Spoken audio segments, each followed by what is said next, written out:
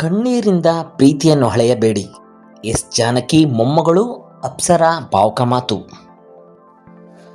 ನಮಸ್ಕಾರ ಸ್ನೇಹಿತರೆ, ನಮ್ಮ ಚಾನಲ್ಗೆ ನಿಮ್ಮೆಲ್ಲರಿಗೂ ಆತ್ಮೀಯ ಸ್ವಾಗತ. ಭಾರತದ ಶ್ರೇಷ್ಠ ಗಾಯಕಿಯರಲ್ಲಿ ಒಬ್ಬರಾದ ಎಸ್ ಜಾನಕಿ ಅವರ ಅಗಲಿಕೆ ಸಂಗೀತ ಲೋಕಕ್ಕೆ ತುಂಬಲಾರದ ನಷ್ಟವಾಗಿದೆ.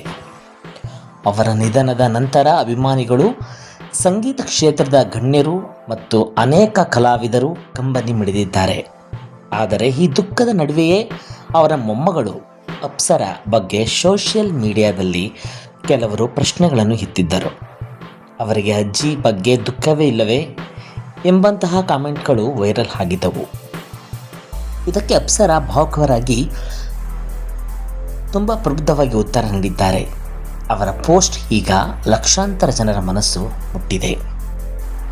ಅಪ್ಸರಾ ತಮ್ಮ ಪೋಸ್ಟ್ನಲ್ಲಿ ಮೊದಲಿಗೆ ತಮ್ಮ ಅಕ್ಕ ವರ್ಷ ಬಗ್ಗೆ ಮಾತನಾಡಿದ್ದಾರೆ. ನನ್ನ ಅಜ್ಜಿಗೆ ಈ ಜಗತ್ತಿನಲ್ಲಿ ಅತ್ಯಂತ ಪ್ರೀತಿಯ ವ್ಯಕ್ತಿ ಎಂದರೆ ನನ್ನ ಅಕ್ಕ ವರ್ಷ. ಅವರಿಬ್ಬರ ಬಾಂಧವ್ಯವನ್ನು ಮಾತುಗಳಲ್ಲಿ ವಿವರಿಸಲು ಸಾಧ್ಯವಿಲ್ಲ ಎಂದು ಹೇಳಿದ್ದಾರೆ. ಅವರ ಪ್ರಕಾರ ಅಜ್ಜಿಯನ್ನು ನೋಡಿಕೊಳ್ಳುವ ಜವಾಬ್ದಾರಿಯನ್ನು ವರ್ಷ ಹೊತ್ತುಕೊಳ್ಳಬೇಕಿತ್ತು. ಆದರೆ 2023ರಲ್ಲಿ ವರ್ಷ ನಿಧನರಾದರು. ಆ ಆಘಾತದಿಂದ ಅವರ ಕುಟುಂಬ ಇನ್ನೂ ಹೊರಬಂದಿಲ್ಲ ಎಂದು ಅಪ್ಸರಾ ತಿಳಿಸಿದ್ದಾರೆ. ನಂತರ ಅಪ್ಸರಾ ತಮ್ಮ ದುಃಖದ ಬಗ್ಗೆ ಮಾತನಾಡಿದ್ದಾರೆ. ಕಣ್ಣೀರಿನಿಂದ ನನ್ನ ಅಜ್ಜಿಯ ಮೇಲಿನ ಪ್ರೀತಿಯನ್ನು ಅಳಿಯಬೇಡಿ. ಈ ಒಂದು ವಾಕ್ಯವೇ ಸಾವಿರಾರು ಜನರ ಮನಸ್ಸನ್ನು ತಟ್ಟಿದೆ. ಅವರು ಹೇಳುವಂತೆ ದುಃಖ ಎಂದರೆ ಎಲ್ಲರೂ ಒಂದೇ ರೀತಿಯಲ್ಲಿ ವ್ಯಕ್ತಪಡಿಸುವುದಿಲ್ಲ. ಕೆಲವರು ಜೋರಾಗಿ ಅಳುತ್ತಾರೆ, ಇನ್ನು ಕೆಲವರು ಮೌನವಾಗಿ ನೋವನ್ನು ಸಹಿಸಿಕೊಳ್ಳುತ್ತಾರೆ. ಅಳದಿದ್ದರೆ ಪ್ರೀತಿ ಇಲ್ಲ ಎಂದು ತೀರ್ಮಾನಿಸುವುದು ತಪ್ಪು ಎಂದು ಅವರು ಹೇಳಿದ್ದಾರೆ. ಅಪ್ಸರಾ ತಮ್ಮ ಅಜ್ಜಿ ಎಸ್ ಜಾನಕಿ ಅವರ ವ್ಯಕ್ತಿತ್ವವನ್ನು ನೆನಪಿಸಿಕೊಂಡಿದ್ದಾರೆ.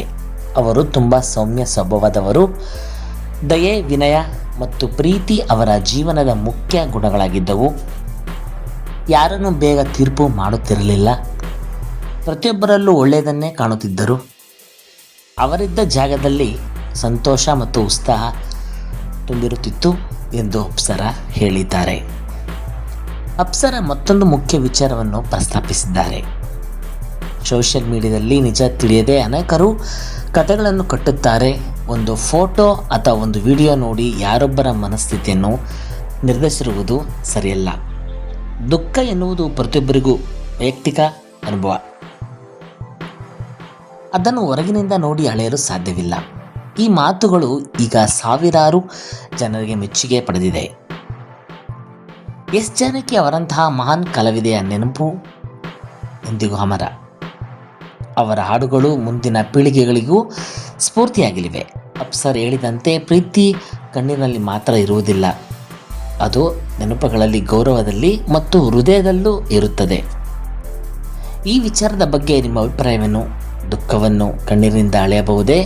ನಿಮ್ಮ ಅಭಿಪ್ರಾಯವನ್ನು ಕಾಮೆಂಟಲ್ಲಿ ತಿಳಿಸಿ. ಇಂತಹ ಇನ್ನಷ್ಟು ಕನ್ನಡ ಸುದ್ದಿಗಳಿಗಾಗಿ ನಮ್ಮ ಚಾನಲ್ ಅನ್ನು ಸಬ್ಸ್ಕ್ರೈಬ್ ಮಾಡಿ. ವಿಡಿಯೋ ಇಷ್ಟವಾದರೆ ಲೈಕ್ ಮಾಡಿ, ಶೇರ್ ಮಾಡಿ, ಸ್ನೇಹಿತರೊಂದಿಗೆ ಹಂಚಿಕೊಳ್ಳಿ. ನಮಸ್ಕಾರ ಸ್ನೇಹಿತರೆ, ಧನ್ಯವಾದಗಳು.